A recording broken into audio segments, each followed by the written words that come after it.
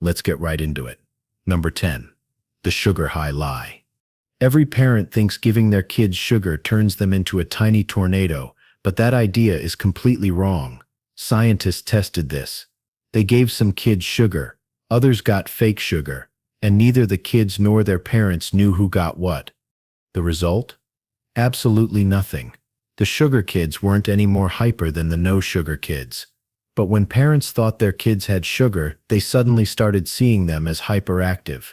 They watched their kids like hawks, waiting for any sign of energetic behavior. Kid jumps once, they blame the sugar. Kid laughs, sugar rush. This whole thing started back in the 1970s, when a doctor claimed food additives were making kids hyperactive. Parents jumped on that idea immediately. A kid bouncing off the walls at a birthday party probably has more to do with being at a birthday party than the cake they just ate. They're excited, playing with friends, maybe sleep-deprived. Those kids would be just as hyper if you gave them sugar-free cake. Your brain isn't slacking off. Number 9. Your brain isn't slacking off. You've probably heard that humans only use 10% of their brains. That's about as true as saying fish only use 10% of the ocean. This myth is so popular that Hollywood made entire movies about it. The ones where someone takes a magic pill and suddenly they're solving quantum physics while doing backflips. Your brain is already going full throttle all the time. Scientists can watch brains light up in real time using special scanners, and they see activity everywhere, all the time. Even when you're sleeping, your brain is working. It's controlling your breathing, managing your heartbeat, and replaying embarrassing memories. Your brain only makes up 2% of your body weight, but this overachiever uses 20% of your body's energy. That's like having a tiny space heater that eats all your electricity. If 90% of your brain was really doing nothing, evolution would have removed it ages ago. Nature doesn't keep useless stuff around. The proof? What happens when any tiny part of the brain gets damaged? Even a small injury can cause major problems. This 10% myth likely came from a Harvard researcher in the 1800s who said people weren't living up to their full potential. Then someone misinterpreted that to mean we only use 10% of our brains. Number 8. Pennies from heaven won't kill you.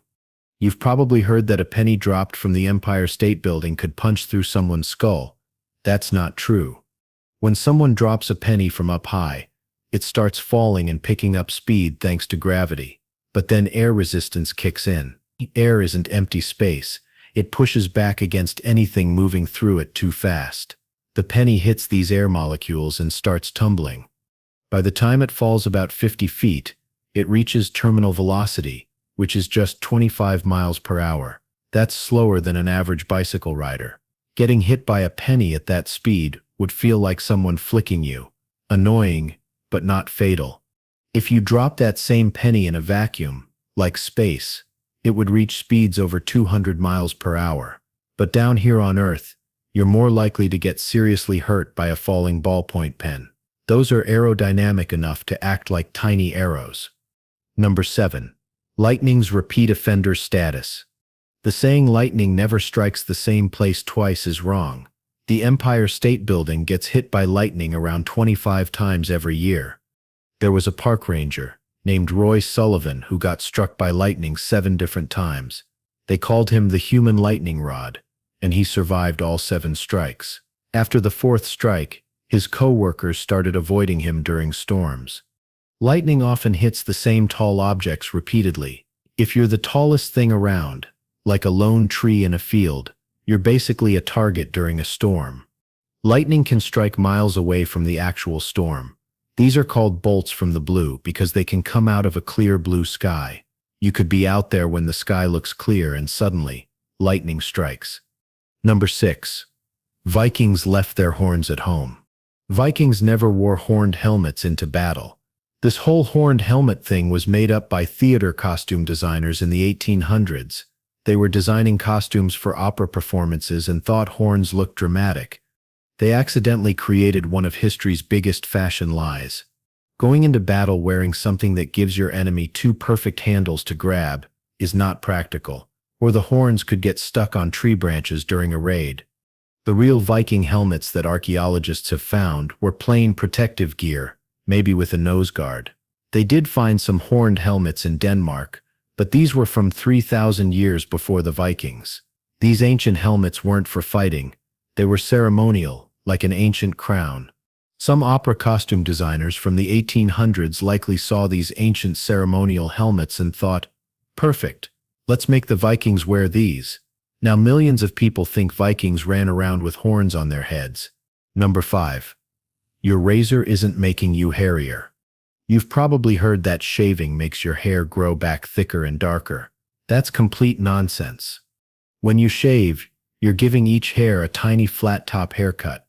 Imagine cutting a tree straight across with a chainsaw. That stump feels rougher than the natural tapered end of a branch. Same thing happens with your hair. When it grows back, it feels thicker because you've created thousands of tiny flat-topped hair stumps. Scientists have studied this for decades.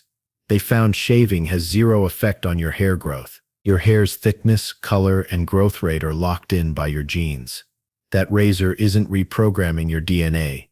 If shaving really made hair grow thicker, every balding guy would be shaving their head daily. We'd have found the cure for baldness in a can of shaving cream. But Jeff Bezos is still bald, despite being able to afford infinite expensive razors. The myth persists because the stubble feels convincing when it grows back. It's the same old hair, just with a blunt end. Number 4. Swim. Whenever you want. Mostly. Your mom probably told you to wait 30 minutes after eating before swimming, warning you'd get cramps and drown. This myth is so widespread, even lifeguards used to enforce it. But there's zero evidence. Swimming after eating is not dangerous. Not a single documented case exists of someone drowning because they ate before diving in. The theory was that after eating, blood rushes to your stomach for digestion, leaving your arms and legs without enough blood, causing cramps. But our bodies can handle both digestion and swimming. You might get a minor cramp if you swim intensely right after a huge meal, similar to running after eating. The American Red Cross confirms this isn't a real danger. Competitive swimmers actually eat during their training sessions. Maybe just don't eat an entire pizza right before intense swimming. Number 3. Your head isn't a heat chimney. Your mom probably told you, put on a hat or you'll freeze to death. That whole you lose 50% of your body heat through your head thing is nonsense.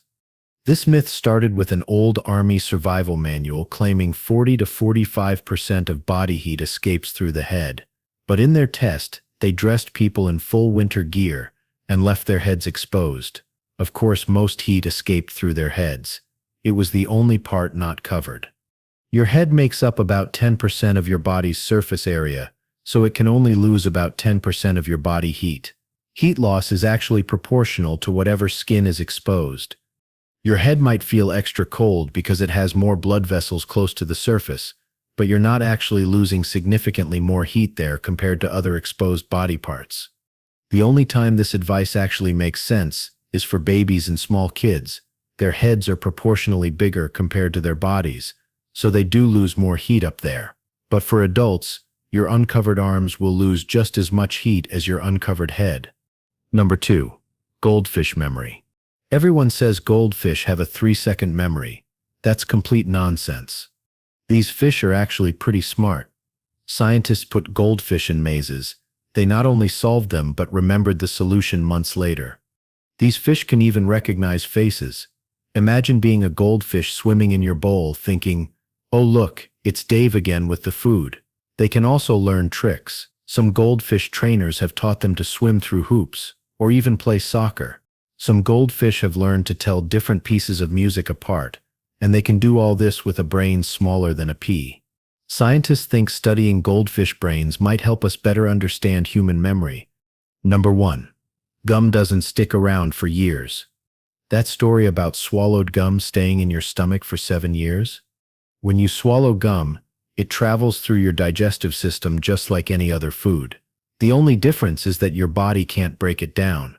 Think of gum like corn kernels. It just passes right through. Most gum is out of your system within 1 to 2 days. It doesn't stick to your insides. Your stomach is constantly moving and pushing stuff along. And those stories about gum causing problems?